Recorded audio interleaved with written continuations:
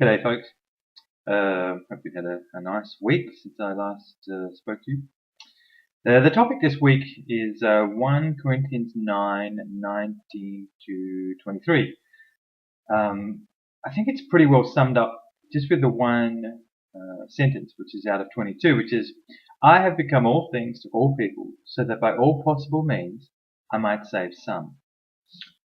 And I've been thinking about that particular line and thinking, well, what does that look like? What would that look like today? And the first thing that comes to mind is that our eating habits are what separate us quite often. So it might mean if you're eating with someone from the subcontinent that you're comfortable eating rice with your fingers. Or if you're eating with someone from Asia that you're capable of using chopsticks. Or if you're eating with someone from Europe that you know which particular knives and which forks to use, and you keep your elbows off the table and you sit straight and all that kind of thing. Or if you're eating with someone who's been out on the town, you might be comfortable having a burger and fries, whatever it is. And as I started to think about the verse more and more, I realized that I think by looking at these techniques, we're kind of missing the big picture. The point is Paul's words are only worthwhile when they're put into practice. What I'm saying is, if you're just hanging out with your own little group of friends, or even if they're not friends, with people that are like you, then you don't need this verse.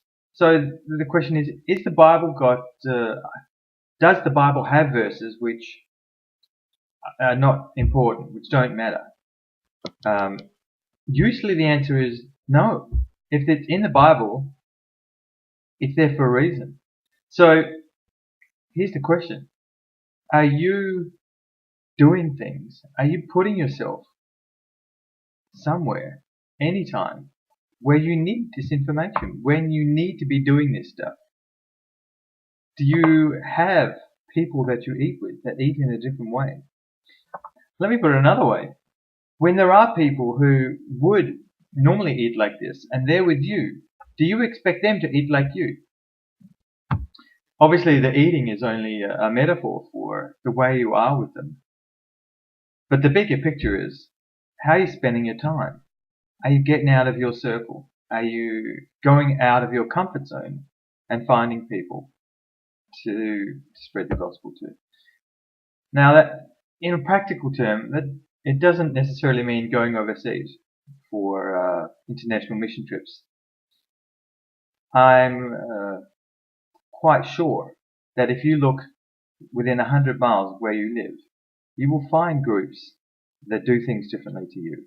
Now that could be street people, it could be an ethnic minority, or it could be people with lots of money that wouldn't hang out where you hang out. I don't know. Point is, the challenge from this verse is to take it for granted that you need the information because this is what you're doing, because you are getting out there and you are discipling in extreme ways. So good luck with that, and I hope to see you out there somewhere doing something that takes you out of your comfort zone. Enjoy.